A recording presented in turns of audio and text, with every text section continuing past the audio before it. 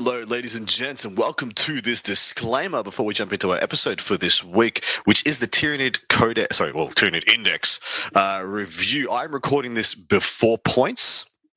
And this will be with the kind of timeline that I think has been floating around, it is not too crazy for me to wait, a couple of days, maybe a week to get the points before we can do a more complete thing. So the part 2 of this episode will be delayed and we'll await the points, but I really wanted to get some content out for you guys and hopefully you appreciate that. Got to stay on this 10th edition hype train as it choo-choos along and tugs us all into this grand new era. But yeah, this will be joined by myself and the lovely Stuart Trainer. We'll be breaking down a bunch of the Tyranid rules, or all the Tyranid actual rules, and then a bunch of the notable data sheets that we find relevant. But you can find a full dissemination of the points, list building, and questions and answered by our patrons over on the part 2, which will be coming later this week. In addition, very likely I'll be dropping another episode or 2 over on the Patreon early. And the patrons will be getting full silver service every time I've recorded an episode, and I'm expecting to record them ASAP as soon as I can get experts lined up to break down all these indexes as they come out. You can catch all that stuff over on Art of War Down Under over on Patreon, and hope to see you there. Thanks for joining us, and enjoy the show.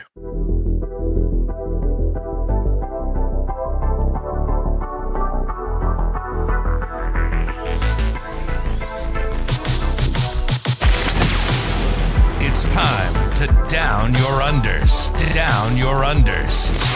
Review and dissection of content from some of the sharpest minds in the game. Hosted by Adam Camilleri.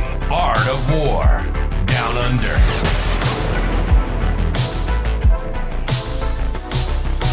Hello, ladies and gentlemen, and welcome to this episode 150 of the Art of War Down Under podcast. Man, I am getting close to that 3-year mark. 6 episodes from now, we'll kind of cap 3 years of doing this thing. And jumping into a new edition as well, where, man, I will see what index I am in 6 weeks from now. Like, I could be on, who freaking knows, actually. But I am here to review the first of the indexes. I don't know if this is going to be coming out first, because I've got a couple of votes going up in my patrons and subscriber chats for which of the indexes get done first. But this will be the Tyranid Index, and this is one I'm recording as soon as we can when the points have dropped. So they're going to be coming out thick and fast, and hopefully you are here for this ride. To that end, I am joined by the kid, the man, the now number 2 podium getter at Terracon. You've got a 2nd and a 3rd place at Terracon, or the 2 of the last big events in the calendar year in Australia. The last big 9th edition event for certain is Mr. Stuart Trainer. Welcome to the show, brother. Hey, how we doing, everyone? It's great to be here. Yeah, as a hive mind aficionado through and through, you are just kind of leaving this 9th edition having played GSC almost exclusively for the last 12 months, yeah? Yeah, it's been, basically since, midway through, early last year, I started on the GSC train, about 3 months after the Codex dropped. Nice. And yeah, I haven't really looked back. It's been so much fun. Really keen to get some Tyranid action? Oh, yeah, like, I am so excited for this index and just for Tyranids in general. It's great to see the new models. I'm all about it. I'm ready to put the GSC on the shelf just to crack out my true love, my baby faction, my beautiful Tyranids. So they look really exciting. Have you managed to get a Leviathan box? I have 2 Leviathan boxes on the way, actually. So I'm pretty excited about that. I'm not super keen for all the painting I'm going to have to rush through, because I know that there's some pretty exciting units in those boxes that I really want to get on the table as fast as possible. Absolutely. So to detail how we're going to be doing this, guys, as this may be the first one you're listening to, the index reviews, we're going to be going as deep as we can into the faction rules, because of course there'll be the juiciest, the things that are going to give you that identity on the table. But then we get to the data sheets. Naturally, it's just a big old bucket. I mean, the Space Marine one has 100, 200 and something pages in it in the index. We will not be covering every single data sheet. That was just not a thing that you want to listen to, and not a thing I want to put you through. I'm going to be leaning heavily on my experts, in this case Stu, to give us the 1 or 2 best ones in each slot. So Stu will be telling us, this is the best couple of HQ choices, and we're going to give you those in as much detail as we can. Why are they good? Why should you consider them? What do they offer you? We'll do the same for troops, fast attacks, elites, Lords of War, flyers, whatever. And so you should get somewhere around about, 12, 15, 16 detailed datasheet breakdowns, and hopefully those ones are the ones that we feel are the most relevant, you're most likely to see, most likely to want to go and paint and buy, etc. Is that fair to say, Stu? Yeah, 100%. I want to make it as, easy for you to understand in that competitive field. These are the units to watch out for and what you can expect to see in your local meta. And there is, so in these early days of the indexes, there is going to be a lot of gotcha hammer. And that is not going to be by intent. That is just going to be because essentially every single data sheet now has a stratagem activation, something spicy that it does. And learning the relevant ones is really going to be a lot of the knowledge check, the skill check, the stat check on the table for, you have to point at every unit and be like, is this one going to run away? Overwatch me better, heroic me better, teleport, anything like that. If I try and shoot it, and then you're going to look your opponent dead in the eye and just see what they say, because there's going to be so much of that going on. If you were just joining me, if you were just getting on top of the Art of War Down Under bandwagon, joining this 10th edition, welcome. Thank you very much for joining us. We have a wonderful Patreon where the entire second half of this show will be contained. You can go over and find that at Patreon at Art of War Down Under.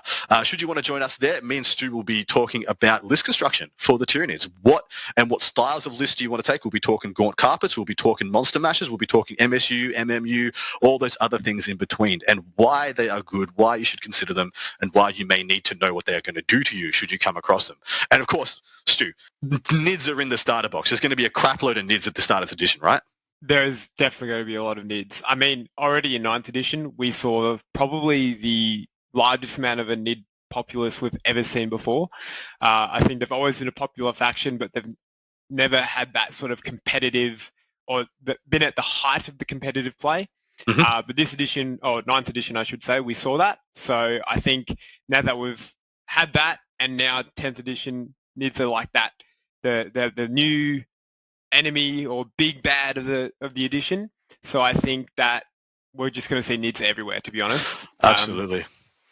All right, and jumping into the Codex, mate, first impressions. First time you went through it, what was your gut feel? What do you think it's good at, bad at? Give us your hot take. Well, considering I saw it at 6:30 a.m. just after I woke up in the morning, it actually made me excited to get up and read it. So it was, look, I think this is a really, really interesting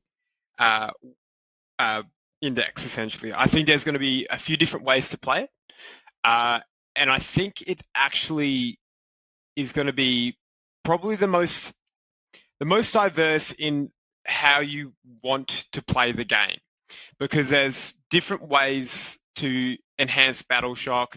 You can still use the big stat checks of big monsters, but also Gaunts seem really, really good. You can bring probably more than you could before, and they all have unique abilities that you can use to just play a really technical game about board control. Yeah. But what I will say is that Tyranids are definitely going to be a board control faction. I don't think they're going to be the kind of army that's going to hoover you off the table, but they have so many tools and techniques to control the table, control where your opponent's going to go, and also control scoring. And that's where I think Tyranid players are really going to excel. 100%, dude. When the first impression, I haven't been through it anywhere near as deeply as you have. I've pretty much gone over it once or twice, mostly just reading like the relevant data sheets and the special rules mostly. But from what I can tell, from everything that I've seen so far from every other faction, I don't feel like any other index could be as well equipped to play the mission as Tyranids are. And you said it perfectly. The control that they give, if in Magic the Gathering, it would be a control deck where you don't go and smash your opponent's life total by removing all their models and killing all their stuff. You control what your opponent is able to score and just dominate them in that fashion. And there are killy portions, but this isn't like offensively. It doesn't seem like it's going to table anybody in a multitude of turns. It's like I'm gonna be way quicker to get to 100 points than you, and even if you get close. Yeah, and I think not only are you getting to 100 points, I think you're just going to be able to suffocate your opponent scoring 20 points. Yeah, absolutely. All right, jumping into the army rules. The first of these is Synapse.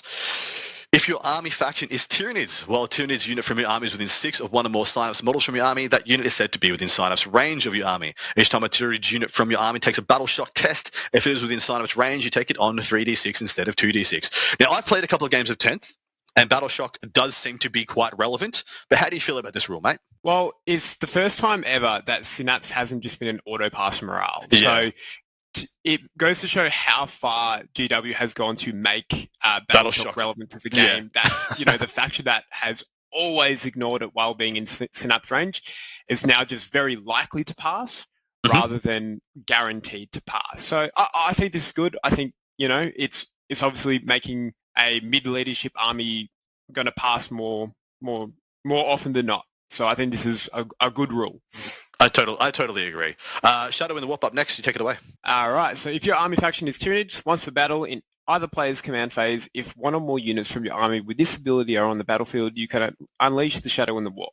When you do, each enemy unit on the battlefield must take a Battleshock test. So immediately the first thing I thought when I saw this was that, like, holy crap, when the chips are down, let's say you're the Tyranid player and you are going first, and you want to just be like, well, it's turn 5, and they can either win the game or lose the game in their turn 5 because they're going to have the bottom of turn scoring. Well, what if they all just were battle-shocked and they couldn't score objectives in the last turn, and the game was just therefore completely over? How do you feel about it? Yeah, there's a lot of interesting ways you can use Shadow in the Warp, and you've already addressed that sort of thing, that first turn or that turn 5.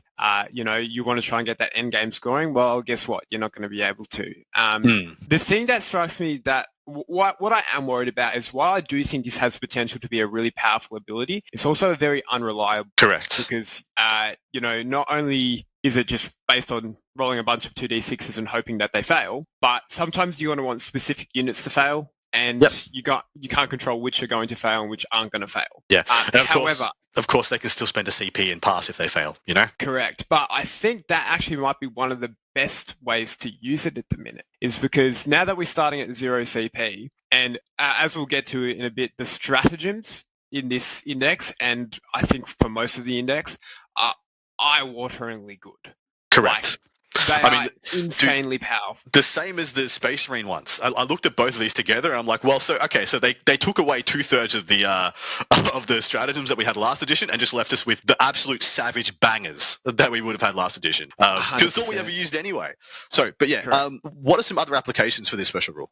So what I actually like is going to these command points is forcing them to use the auto pass morale thing just to burn the CP from them. So that means they can't use a defensive strat somewhere else or an offensive strat somewhere else. But I think the best way that we're going to use this is that Tyranids, at least in 9th edition, or however I've always played them, is that you will generally have a few cagey turns and then you'll have a go turn where you'll start to really come out, you'll start pressuring flanks or trying to go for the center. And that's the turn that when they're about to react, you're going to activate Shadow in the Warp and say, well, all of a sudden, the stratagems you might want to use or those units you want to try and take those objectives back can't do it anymore. And you're going to force your opponent to use their resources or take away resources that they're not going to be able to use to just fight you back anymore. One of the great things that I've considered, I think this just came to me now because I didn't really key in that it just says in either player's command phase. So you can wait for a lot of things to happen before you unleash it. It doesn't say when in the command phase, does it? It doesn't stipulate. Yes, yeah, that's it. You can sequence it somewhere in the command phase, yeah. Correct. You wait for them to apply buffs. You wait for them to roll and pull their cards, their tactical objectives. Because a lot of the time, having played a couple of games now, there's a lot of objectives that say, hold your home objective and one in no man's land, stuff like that. Well, there you pull Shadow in the Warp after you've seen them draw that, and they have to pass 2 if they fail. Either one. If they've only got 1 for each hold, they have to pass both, or else they get nothing. And then you can really time it to the best advantage. Are there many ways to debuff Battleshock? There's so many ways to make people fail more easier in Tyranids? There is a few ways. The main one being the new Neuro Tyrant. When you activate Shadow in the Warp, it does decrease the leadership characteristic of all enemy units. And I think it might be Death Leaper as well, gives another subtraction to that. So I seem to remember Screamer Killer doing something as well, because I played a Leviathan game. The Screamer Killer... when it shoots you with this bioplasmic screen, that unit must take a Battleshock test. All right, jumping into the detachment rules, hyper adaptations is what you get. At the start of the first battle round, select one of the following hyper adaptations to be active for your Tyranids units from your army till the end of the battle. I'll do the first one, you can do the next two. Each time a Tyranids model with this hyper adaptation makes an attack that targets an enemy infantry or swarm unit, you have this sustained hits 1 ability, which is exploding 6s in old language. What's the next two? Hyper-aggression. Each time a Tyranids model with this hyper-adaptation makes an attack that targets an enemy monster or vehicle unit, that attack has the lethal hits ability, so 6s to hit will auto-wound. Beautiful. And Hive Predators, which is each time a Tyranid model with this hyper-adaptation makes an attack that targets an enemy character unit. If a critical hit is scored, that attack has the precision ability, so you will be able to target characters in squads. I like this a lot. This is very Tyranids. This is very faction identity Tyranids. I like it a lot. What do you think? Yeah, I think this is very, very powerful. The ability to tailor to your matchups is always going to be an incredible strength. It's just, if you're going to be versing knights, you're going to be taking hyper-aggression.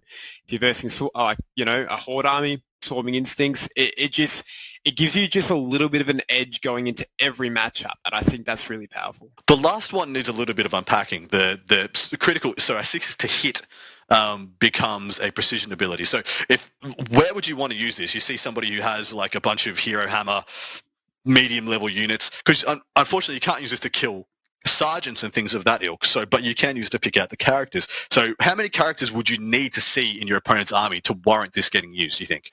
Yeah, well, we have yet to see how sort of like lists are going to be built in 10th edition. Yep.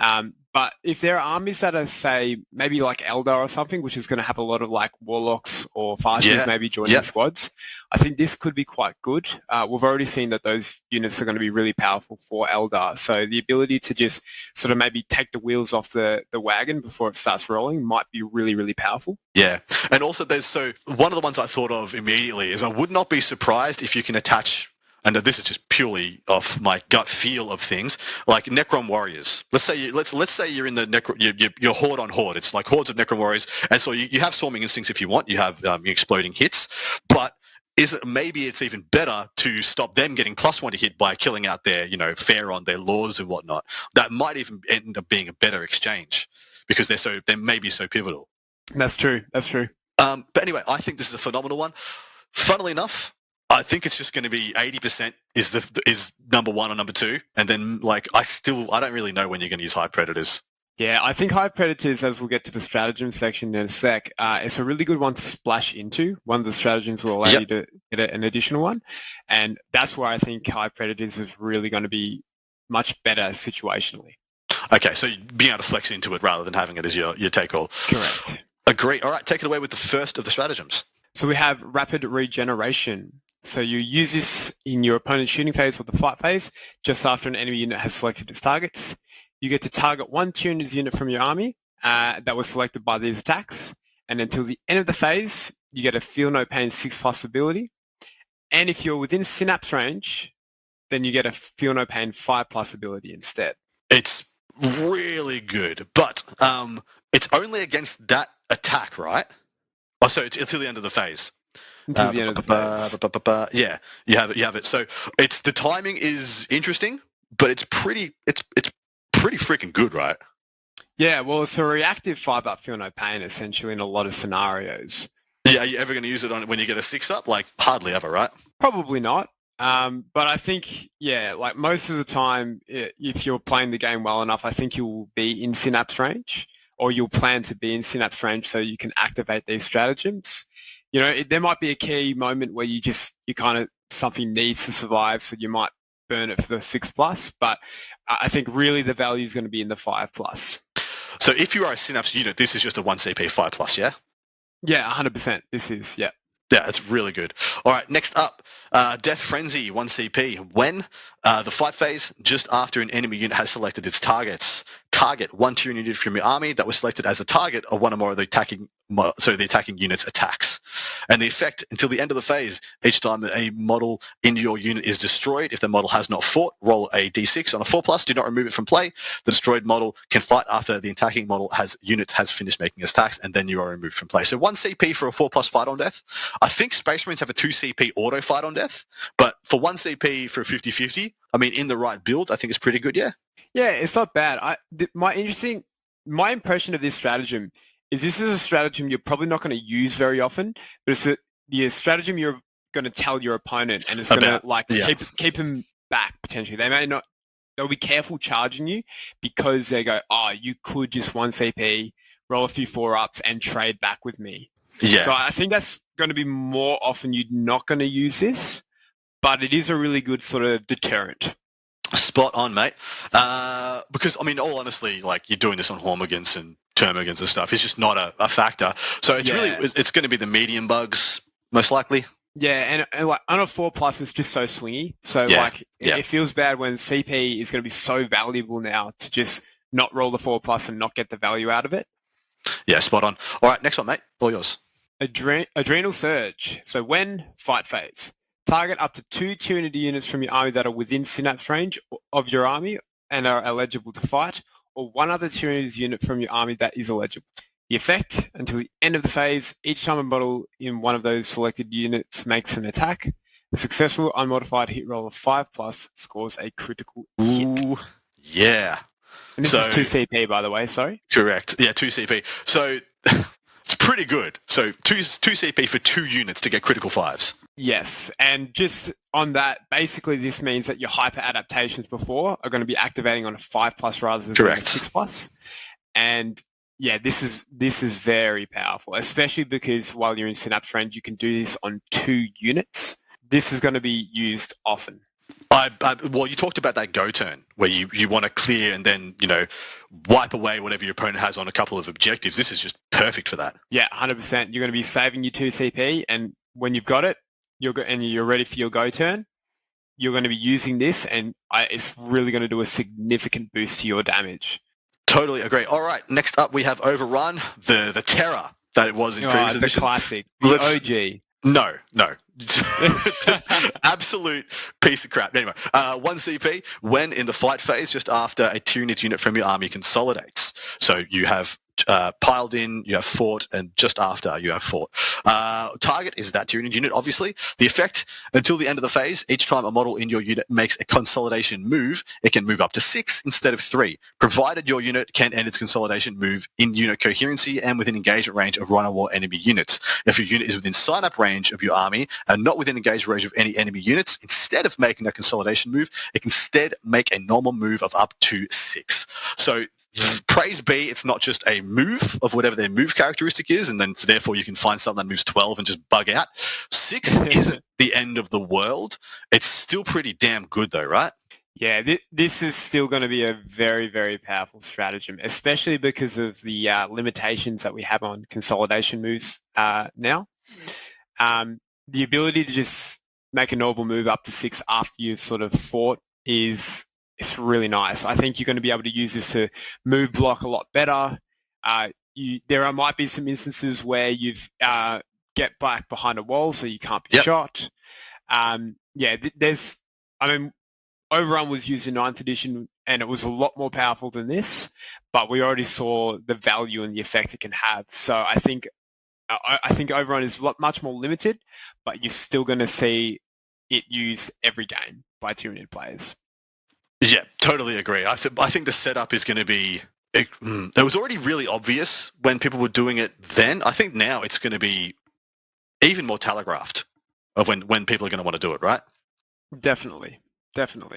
All right, we have only 2 left. Man, it's so funny to say, like, we are, 22 minutes into the review, and usually at the end of, like, if this was the Tyranid Codex, the end of the first week of the review would be after we finish the stratagems. Which, I mean, I don't want to speak too early, but I would like that to not be the case come the 10th edition actual codexes. Anyway, what's the next one? Synaptic Insight, which is 1 CP. When your command phase. Target up to 2 Tyranid units from your army that are within synapse range of your army, or one other Tyranid's unit from your army. The effect, select one hyper adaptation until the end of the battle round. That hyper adaptation is active for those selected units in addition to any other unit that may be active, any other one that may be active for your army. And the restrictions, you cannot select the same hyper adaptation you selected at the start of the first battle round. Fair. So there's no doubling up or anything like that. But this seems extremely... This is when you're talking about the flex pick. So when you want to have... This is a flex pick, yeah. Yeah. So if someone's playing a very well-rounded list and you need to go and kill their Dreadnought or something, you can go lethal hits when you need to, right? Yes, definitely, yeah. So I think this is the one, though, the existence of this stratagem does sort of worry me in the sense that when I think what will happen in a lot of games when you're picking your hyper adaptations, you're just going to end up picking swarming instincts. Correct. And then flexing into the others as required if you're about to charge a vehicle or charge into something with characters. Yep. Unless it's a very skew army like Knights where you just need the 6s to hit auto wound. But Yep. this is a very good utility stratagem just to be able to get what you need when you're planning to go fight certain targets. Totally agree, man. I mean, this is probably the best one so far. Only 1 CP for 2 units. I mean, but what I've also... we'll talk about it at the end. The last one is Endless Swarm, 1 CP. When your command phase and the target up to 2 Endless Multitude units from your army that are within synapse range or 1 that is not. And the effect is up to D3 plus 3 destroyed models are returned to each of those selected units. This is really good. This is my favorite stratagem. This is my favorite stratagem. I lost a game. I lost my first. So I played a Leviathan game on the weekend, and I lost because of this. Legit. Got Gaunt onto my home objective after, running him up the board. And, just kept using this on my home objective. I couldn't take it back. Yeah, this is an awesome stratagem. I mean, I can't believe you can do this on 2 units. Yeah, wild. Just the value of getting, 6 plus 2d3 models back is just, I love this. I'm going to use this so much. And it happens in your command phase. So as I understand it, you're still going to be able to use this to reach objectives before you score them. Correct. So, this is just awesomely powerful. And again, it's adding into that board control nature of how I think Tyranids is going to play. Quickly off the top of your head, what are the Endless Multitude units? And I won't hold you to it if you missed a couple, but yeah. Yeah, so I believe this is all of your Gaunts with the exception of Barb Gaunts. So this will be your Termagaunts, Homagaunts, Gargoyles, and I believe also the Neuro Gaunts are now Endless Multitude as well. Fair. That would make sense. They have that Gaunt word there, right? Surely. I would think so. But when we go past the data sheets, I might just be able to quickly see if that is Endless Multitude, but I won't spend much time on Neuro Gaunts because they're not that surprising. Fair. All right, so encapsulating your suite of stratagems, you have 6 of them. As far as I can tell, you want to use 4 of them as many times as possible. You want to 4-head mash 4 of these at all times. The Endless... So I love that all of these have the caveat that if you are in synapse range, they are ridiculously efficient. But even if you're not, if the chips are down, you've lost all your synapse creatures like turn 4 or turn 5, they're still relevant. They still do something worthwhile. I think that is a really good design choice. Yeah, and also I think it's good just from a flavor perspective. You're going to really want to make sure that your synaptic web is going to be really strong in your games. It makes Synapse feel more relevant than just the Battle Shock on 3D6. Yeah, correct. Because it's way more synergistic than just here is a rule. You get this one rule. It's so good. The only one I think is kind of the stinker is Death Frenzy.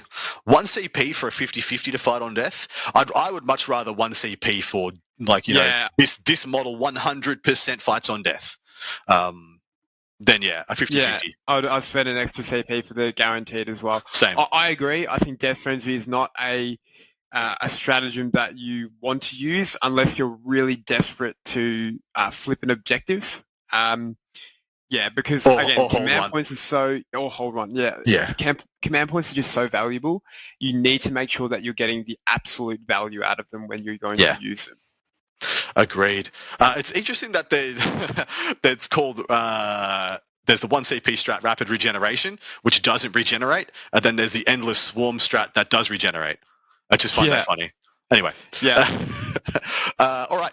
So far, phenomenal rules. But let's jump into the enhancements. So for this thing was doing this for the first time, enhancements are what we are getting in the indexes at least to replace the flavor we got from Warlord traits and relics. And to some extent, the other bit of nuances we had from the build your own options, the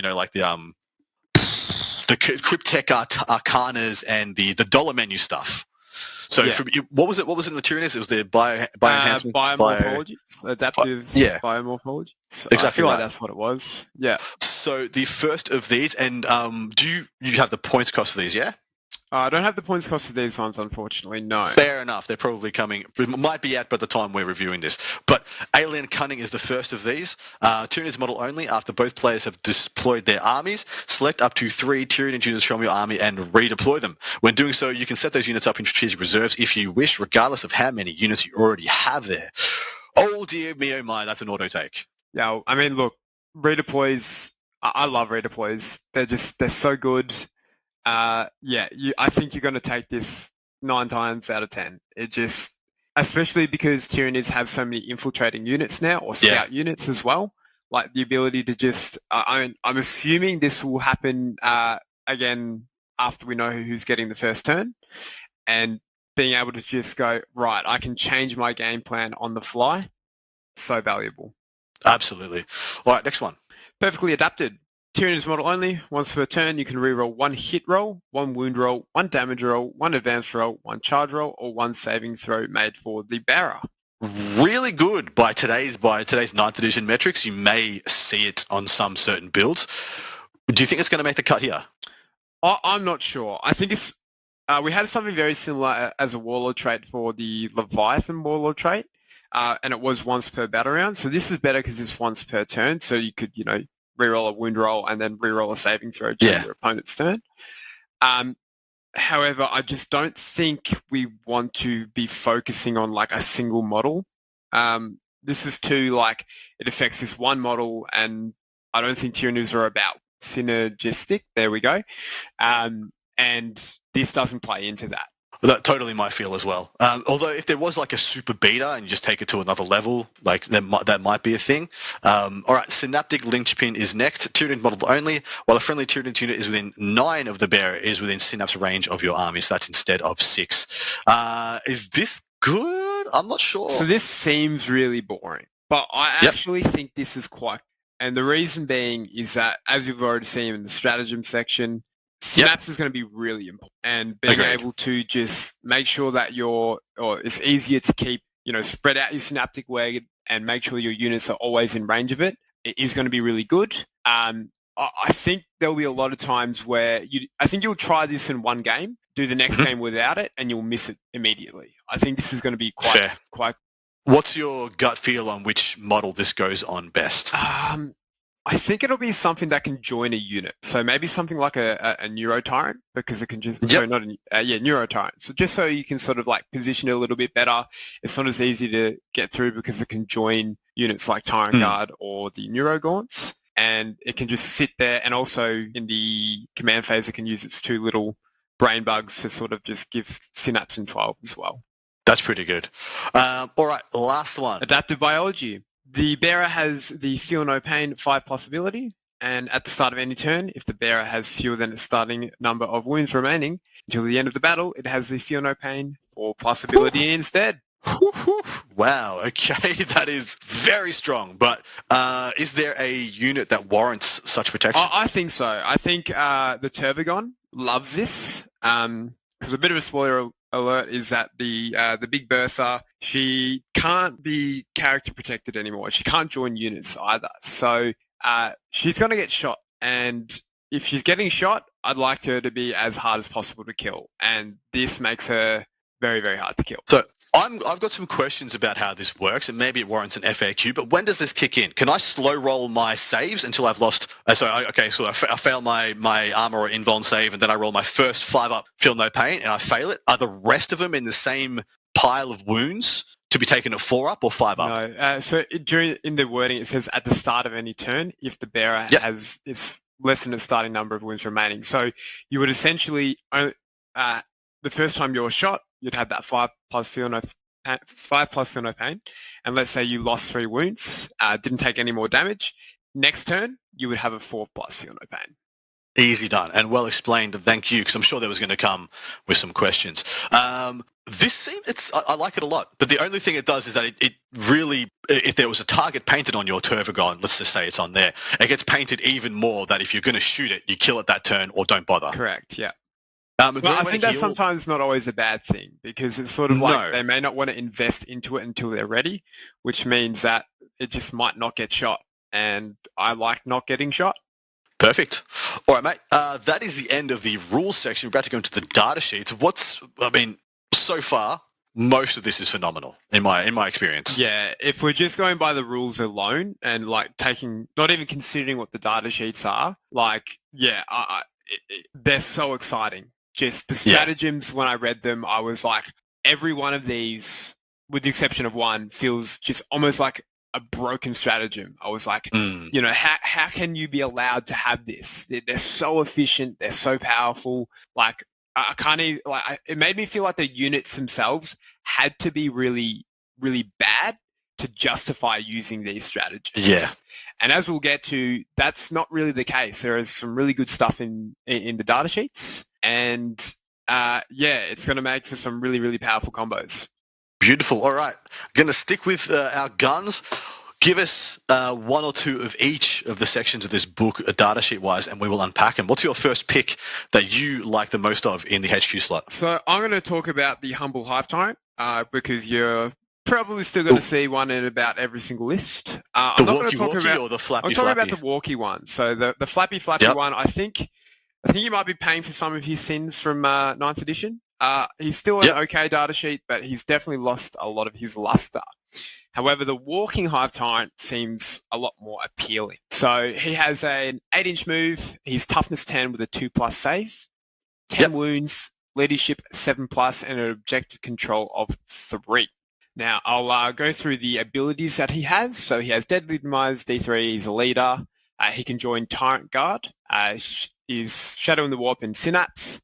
And his unique abilities are Will of the Hive Mind. Once per turn, one friendly Tyranids unit within 12 of one or more models with this ability can be targeted with a stratagem for 0 command points, even if another unit from your army has already been targeted with that stratagem this phase. Very nice. Very, very good. And his second ability is Onslaught, which is a psychic aura. While a friendly Tyranids unit is within 6 inches of this model, ranged weapons equipped by models in that unit have the Assault ability. Comes with a 4+ and vulnerable save on top of that. So firstly, just something that I know probably people are going to have questions about. A lot of these stratagems that Tyranids have trigger for 2 models, so for 2 units. Would you be spending the 0 CP, even if they are in Synapse range, to just get 1 unit, or would you get both? I believe you would get both, because it says you get it for 0 command points, even if another unit from your army has already been targeted with that stratagem this phase. So I believe you would be able to use that stratagem to, you'd be able to spend 0 command points to give the buff to 2 units, providing they are both within Synapse range. Very powerful. So all of a sudden you can have 4 of those things popping right off. And how do you feel about the Onslaught power? Is that very good? I think so. It's just nice utility. I don't think there are that many shooting profiles that Tyranids have that are eye-wateringly good. But just being able to advance and shoot, it just means you can get places and still do something. It's given them back a little bit of what they used to have. Because, in the current codex, just about everything they got is assault, right? All their weapons? Yeah, most of them are assault. Yes, correct. So this is just giving them a little more of that. And as you said, on that go turn, if you need to use your guns, you're going to be able to use your guns. Yeah. It's just movement and still being able to shoot. Has always just been good. So I think this is just a flat rule. That's just nice to have.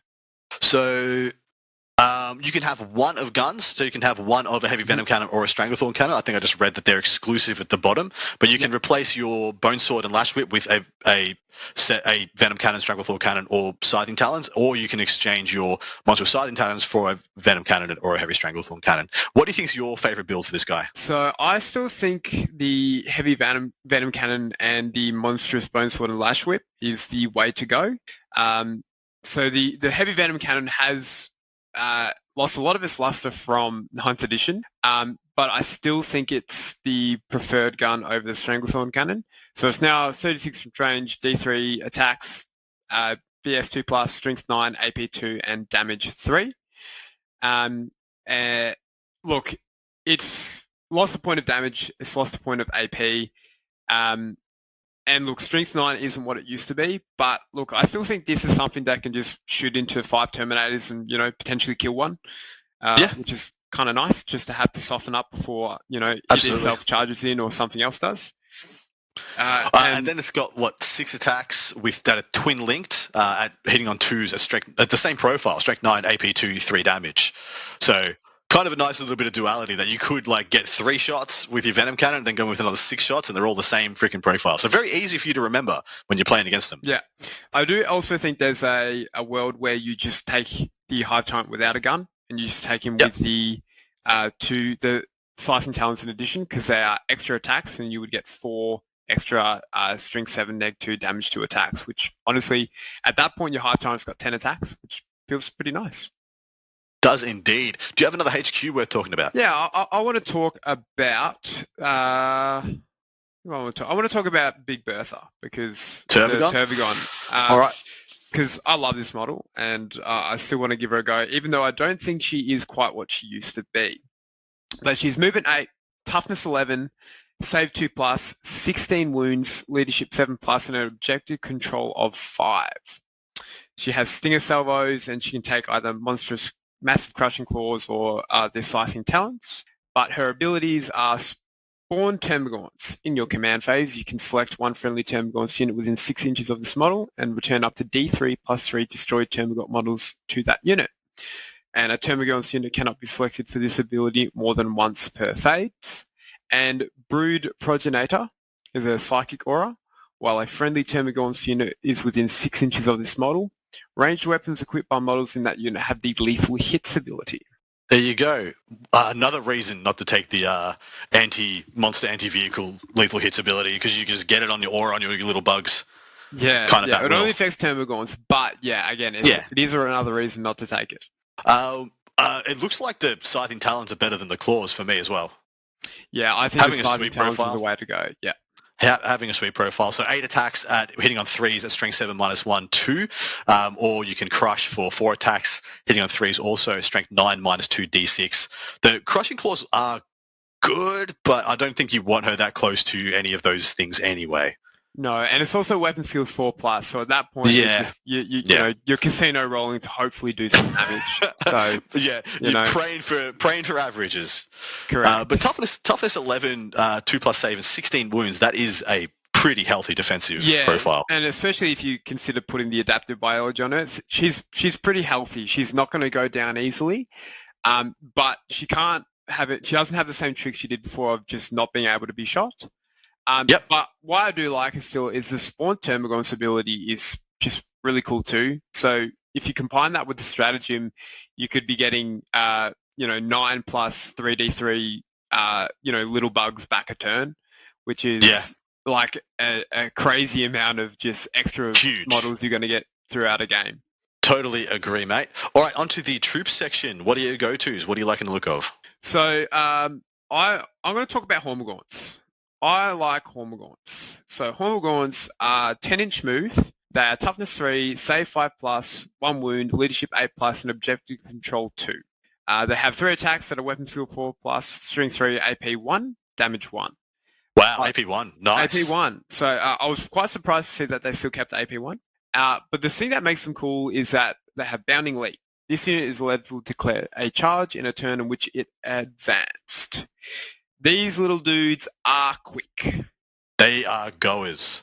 You can have 10 to 20 in a unit. And so, you can go 16 plus 2d6. So you can go, 28 inches if you roll the 12 on the charge? Correct. And the 6 on the advance? That's a threat range, mate. That is legitimate.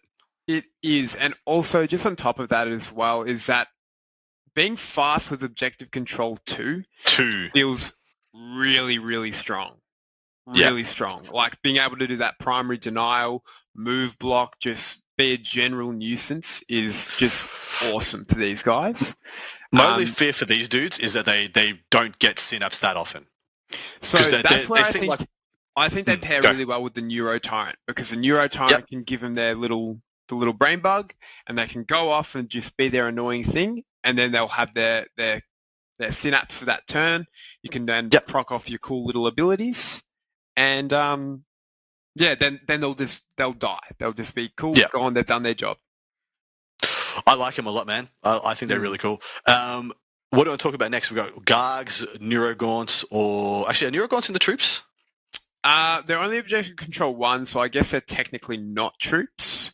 Well, I guess there aren't troops or anything like that anymore, are there? Yeah, there isn't those sort of battlefield roles. But I do want to talk about Gargoyles, because they're also very interesting.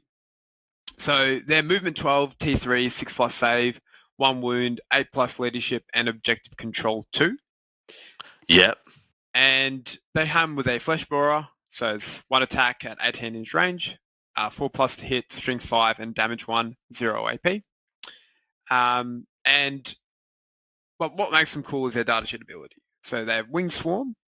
In your shooting phase, after this unit has shot, if it's not within engagement range of enemy units, it can make a normal move up to 6 inches. If it does, until the end of the turn, it is not eligible to declare a charge. Wow. Okay. So there are some things that are coming to mind already. So to be able to heroic intervene into somebody, they had to have declared a charge. You are taking away objectives without having to charge people with these guys. So you can move, you roll a 6 on the advance because they've got assault weapons they can still shoot. So you can go 18, shoot, then move another. So you can go 24 inches and just snag an objective with OC2. Really good. Once again, a coming unit of 10 to 20. Phenomenal. Yeah, and also another thing they have is Deep Strike. And here's a little tasty nugget for you, Adam, is that currently, as I understand it, you can do this off the Deep Strike in, you can shoot something, and then you can move your 6 inches. Because the rule that states that you can't move after doing Deep Strikes, as far as I can tell, is no longer in the game. It might be in the GT pack, and of course, it might be in the GT pack withstanding. But in the core rules, it is not there. So absolutely there could be crazy. That could be very, very powerful. So I would hope they have a bit of common sense to make sure that isn't a thing. But if it is, I will definitely be abusing that. So just a heads up for all the non-Tyranid players out there, they could do this to you, potentially. You could, absolutely. All right, give us your next pick. I suppose, like I said, things like elite, fast attacks, heavy supports don't actually exist anymore.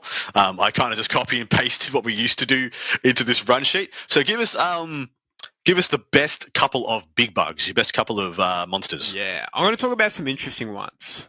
The first one I'm going to talk about is the Toxicrene. And lovely. I've never used the Toxicrene in an actual game of 40k before. But I'm excited to actually use it. And the main reason is also, as cool as the model looks, it's awful to move around a table. Terrific. The massive tentacles, and that still might be a reason why you just don't take it. Worst model to transport in existence. Correct. It is awful. Imagine trying to put this on a plane. Oh, it's the yeah, worst. Man. Yeah. But it's move 8, toughness 11 with a 3+ save, 14 wounds, 8+ leadership, and objective control 4. Not bad. That's a good start. Do you want to hit the datasheet abilities for me, Adam? Because I think they're pretty interesting. Sure. So Deadly Demise D3, and it gives Synapse, which is very nice. It doesn't give Synapse, sorry. It just has the faction Synapse. Oh, okay. So what denotes the giving of Synapse? I believe it's in the keywords. It'll have Or is it Synapse. the leader? Let me just... Shadow... faction, Shadow Mob... Yeah, I'm confused. Yes, you're right. In the keyword down at the bottom of the datasheet. A good thing I found that because I can only assume other people will find that confusing. All right, Grasping Tendrils. Each time an enemy unit, excluding Titanic units, with engagement range of 1 or more units from your army with this ability selected to fall back, you can roll 1d6. On a 3+, the enemy unit must remain stationary instead. Freaking great. And then Hypertoxic Miasma, which is an aura. At the end of your movement phase, roll 1d6 for each enemy unit within 6 of this model. On a 2 to 3, it suffers 1 mortal wound. On a 4 to 5, it suffers D3 mortal wounds. And on 6, it suffers D6 mortal wounds. Within 6 of this model, is that off the tippy tip of its wingspan, of its tendrils? I don't believe so. I still think it goes off the base. Because I hadn't even considered that. If it works off the tentacles, that's going to be... pretty insane. I was going to say that's like the entire enemy deployment zone is in my toxic range. It's the new Maliceptor at that stage. It is at that stage. But I think these datasheets abilities are actually really good. So the first thing I want to talk about is the no fallback on a 3+. So my first thought that this was going to be less valuable because in the core rules you can now just shoot at monsters even if they're in close combat now. But where the value of this comes in is it potentially forces your opponent to shoot at this thing, because if you've tagged up units that they want to shoot elsewhere, they won't be able to shoot until this thing is dead.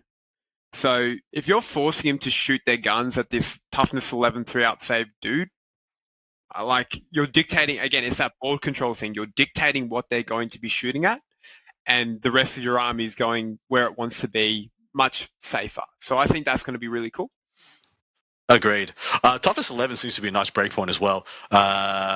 all the multi-melters in the world are going to win a new on 5s. Doesn't have an invuln, but 14 wounds is a very healthy amount. I actually think you're onto a winner. This could be a little sleeper if people can also, though, stand the model. The mortal wound generation on this thing is actually no joke. Like, dude, it's not. Against an MSU army, you got to do some real damage to them.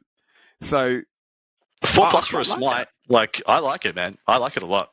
I mean, 2 to 3. I mean, only a 1 does nothing. 2 to 3 is 1. 4 to 5 is a smite. Cool. You rolled a 6. Congrats. Rip the roulette wheel and see if you get a 1 or a 6. Yeah, I mean, we do need at least some casino roll units, right? But this is a casino roll unit that I'm happy to try out and give it a shot. All right. What's your next pick for a big bug? Next pick for a big bug is my favorite Tyranid model of all time, and again has always kind of been pretty. It's actually been okay this edition, just not the best thing ever. But that is the Haruspex. Dude, I think is a real winner. I looked at this data sheet and my eyes kind of popped, not going to lie. All right, let me give you the first rundown. So it moves 8. It's also got toughness 11 with a 3+ save. Actually, it's a 2-up save right now, doesn't it? It does. So it has lost a save point, yeah. 14 wounds, leadership 8, and 4 OC. It's got a grasping tongue for its ranged weapon, which is range 12, 1 attack. Hits on a 3 at strength 6, AP 2, D6 plus 1 damage. So the damage characteristic is pretty legit. Then in melee, it's got Ravenous Maw, which is 14 attacks, hitting on 3s at strength 7 minus 1, 2. And then extra attacks with its shoveling claws for 4 attacks that hit on 3s at strength 14 minus 2, D6 plus 1 again. This thing slaps. The fact that it gets the Ravenous Maw and the extra always gets the shoveling claws, like, geez, all right, what's the special abilities? Has Grizzly Spectacle as its only unique ability, which is each time this model selects this fight, after resolving its attacks, if one or more enemy units were destroyed by those attacks, each enemy unit within 6 of this must take a Battle Shock test. Within 6, so it pops off its own little shadow in the warp. Yeah, that's just a little mini one. nice. It's a cute little thing. Yeah. The other thing I just want to go back to on the ranged weapons is that its grasping tongue is precision, and that's I think quite relevant. Just the ability to just potentially just wig out one little annoying character out of the squad. It's just a nice little cake on top. If that's a 4-wound character, let's just say it's a company commander or something, they're going to get hit on a 3, wounded on a 2, have their 5 up, and then they're 2+, 3+ to die because it's D6 plus 1. It's enough to scare people for sure. Dude, I just can't get over how many attacks this thing gets. It's got 18 attacks, man, which all could have exploding 6s, or for a CP exploding 5s, yeah? Yes, correct. Yeah, this is good. This is a really cool unit. I hope he sees the table, because you're right. It's my favorite Tyranid model, and I've never seen it be anything but a bit of a he's got a mouth only a mother could love, and boy do I love him. All right. One more big monster, and then we'll go for some medium bugs. All right, one big bug. Let's go back to the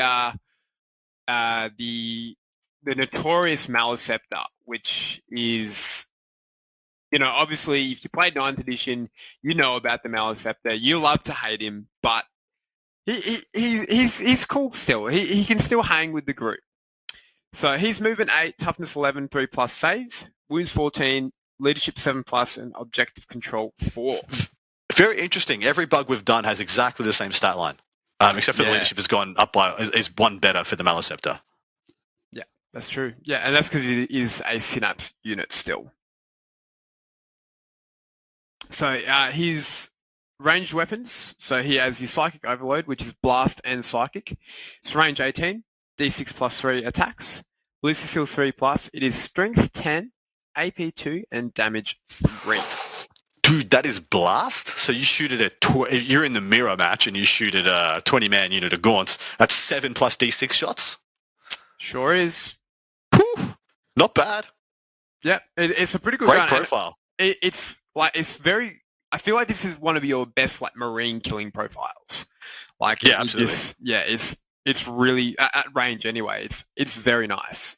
And as melee weapons, it's just got the Scything Talons. He either has 3 big crush attacks that are strength 9, AP2, and D6 plus 1 damage, or the sweep, which is 6 attacks, 3 plus, strength 7, AP1, damage 2. So there's nothing really to write home about in combat, but the psychic attack is good. And the datasheet ability is also pretty interesting.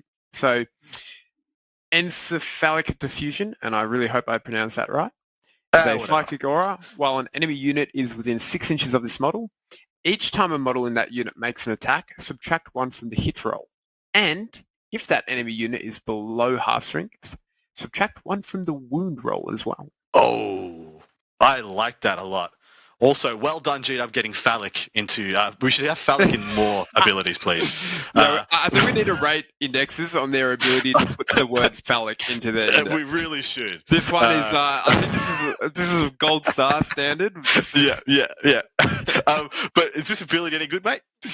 I'm not sure, actually. I think this is a really powerful ability, but it's going to be a bit hard to utilize. But what I like about it is that you could potentially stand this, get it in the right position in your opponent's castle or where their damage is, and just really modify how much damage they're actually going to do in a turn. Just even on this subtract 1 from the hit roll. And if you can get the subtract 1 from the wound roll, it's even better. But I think if a unit is below half strength at that point, it's not doing that much damage anyway. Well, where that's actually really big, mate, is when you have characters attached to units, because you give a baller character that's going to be in a grindy unit. Let's say it's a unit of let's say it's a super captain in a unit of 5 Terminators. So as soon as it's got 2 guys left, that character is absolutely wrecked for output wise. Yeah, it's that's really, true. really quite ordinary. Yeah, and the other thing about this to note is that this isn't just for attacks that are targeting the Maleceptor.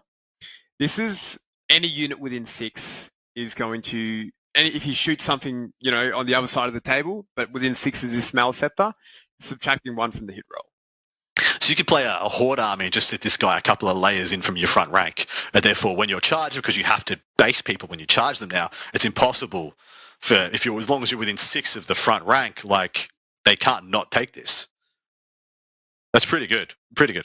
Again, it's just forcing where they have to deal with units. All right, mid-bug time, and I'm taking us to 1 first. I'm taking control because Biovores are not okay, and you guys all need to know that they are not okay. But I will be hand-passing to my good mate Stu to tell you all about it. Yeah, I love Biovores. You're going to hate them, but I love them. Oh, they're dumb as hell. They're dumb. How many times must we teach you this, GW? Spore mines are not okay. Delete them. Just delete the whole freaking idea of them. Anyway, continue. So Biovores, they're movement 5, toughness 6, 4+ save, 4 wounds, leadership 8+, and objective control of 1. Stats aren't that amazing, but has a spore mine launcher, just 48-inch range, D3 attacks, with still 4+, strength 6, AP1, damage 2. This weapon has blast, devastating wounds, heavy and indirect fire. So, but let me tell you right now, you're not going to be shooting this gun. You are never going to be shooting this gun unless it really, really counts. Its melee weapons, don't care about them. They're just garbage. But this rule, siege spore mines. In your shooting phase, each time this unit is selected to shoot, it can use this ability instead of making any attacks with this ranged weapon. So that's why you don't need to know the gun profile. If it does, you can add a new spore mines unit to your army and set it up anywhere on the battlefield that is within 48 inches of this unit, but more than 9 inches horizontally away from all enemy units. That spore mine unit contains 1 model for each model in this unit. Okay, we need to go from here directly to the spore mine datasheet, and you need to tell us what they do, how they work. Oh, the cheeky little spore mine. I'll tell you what it does right now. I am incredulous that we have come not even full circle. It felt like just a 2 sleeps ago we had this issue in the game. Yeah, Here we go. I found it. Before you could generate too many of them, and they dealt too many mortal wounds. But they had a good rule that they added to the game, which just meant that they couldn't be used for zoning out deep strikes. You ignored them for moving through them and stuff like that. But I don't know if they just forgot to add that, but it's not there. So this is movement 4, toughness 1, save 7 up, 1 wound, A+ leadership, and 0 objective control. But it has 2 amazing rules. The first one is Bio Minefield. Enemy units cannot start or end an advanced move within 6 inches of this unit. Why? Imagine being able to advance and charge, and then I just put these in the way. Oh. Correct. And then Floating Death. Each time an enemy unit ends a move within 3 inches of a model in this unit, and each time a model in this unit ends a move within 3 inches of an enemy unit, roll 1d6. On a 2 to 5, that unit suffers 1 mortal wound. On a 6, that unit suffers d3 mortal wounds. The model in this unit that caused that roll is then destroyed. Yeah. So it's for each one that is within 3. So if you can't get the whole unit within 3, only the model, you explode model by model. It is per model, correct, yeah. 3 to 6 ball mines per unit, but I mean, there's nothing right now in the game to say these guys can't do all the things that can get in your way, to be ignored, so they are beasts, they fly, and they have the Great Devourer and the Spore Mine keywords. So they you can't walk past them, you can't walk through them, you can't dodge them, weave through them, you can't do anything. They block out your opponent's deep strikes and reserves. They are an absolute freaking problem, and they are free units. Once again, we have free freaking units. Continuing my meme of for every edition of the game that I've ever played, flyers have been busted at some point, splitting horrors have been busted at some point, and spore mines have been busted at some point. Congratulations, we never left. All right. What's the next medium bug we need to talk about? I want to talk about the Von Ryan Leaper, which is a new model from the Leviathan box set. So hopefully some of you might be building this model as you listen to this podcast. The old Voniars, as we call them, or the Voniels, depending how you want to say their stupid name, but you continue. Yeah. But they are movement 10, toughness 5, save 4+, with 3 wounds, leadership A+, and objective control 1. They have Leaper's Talons as their melee weapon, which gives them 6 attacks that are going to hit on 3s, strength 5, AP 1, and damage 1. Their core abilities are Fights First, Infiltrators, and Stealth. So we already know Fights First is a phenomenal freaking a thing to have. Infiltrators and Stealth, so they're -1 to hit all the time, yeah? I believe it's only shooting. But they are that's what I mean. But in the shooting phase, yeah. Yes. And they infiltrate, so phenomenal keywords, phenomenal core abilities. And it's not stratagem, but the ability it has on the starter sheet is Pouncing Leap. You can target this unit with the Heroic Intervention stratagem for 0 CP, and can do so even if you have already used that stratagem on a different unit this phase. Nice, and they come in a unit of 3 to 6 as well. So you can have 36 attacks if you want to have a full unit. They all move 10 inches. Toughness 5 with a 4-up save seems pretty good as well. They also have a 6+ and vulnerable save, which is easy to miss, but it's true. There. But yeah, being -1 to hit with a 6-up, that seems pretty good. I mean, in all honesty, they're going to have... I played 2 games, and I think the amount of times that my opponent hasn't gotten a save when I've shot them has been once so far. Yeah. So these guys will have cover as well. So they might as well say 3+. So you'll be able to show off hammerheads, and that's all that really matters. Watch people fume. You what? Why have you got a 6-up? And you're like, lol, 6-up, good. All right, give us one more, mate, and then we will be done with these data sheets. There are, and I acknowledge we are covering like less than a quarter of the data sheets in here. So forgive us. So many. There are so many.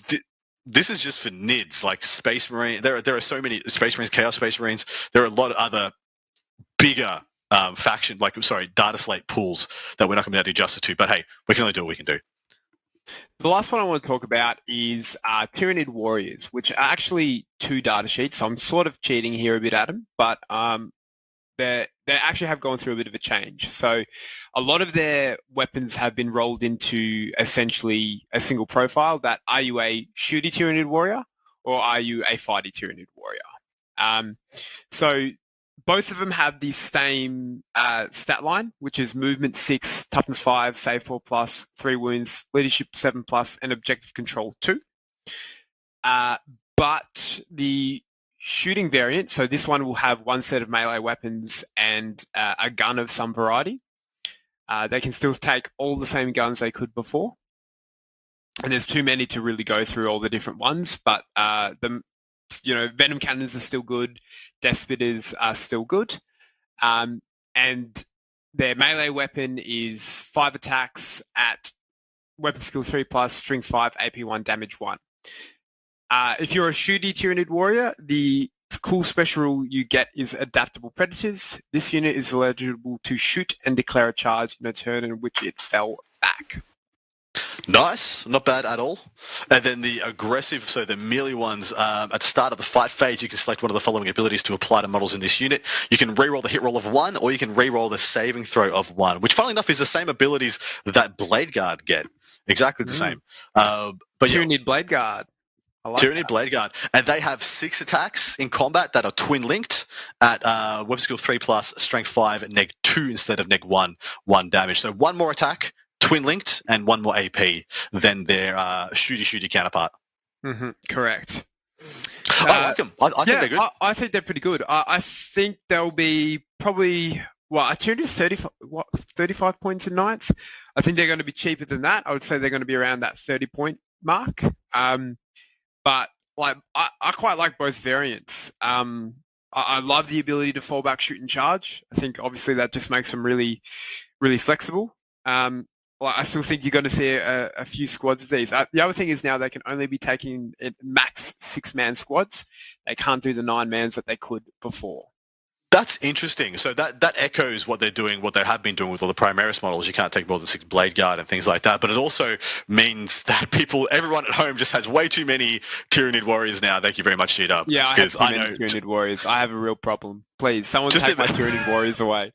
I mean, everyone I know, every Tyranid player I know from 9th edition has 27 minimum. Everyone wanted the 3x9.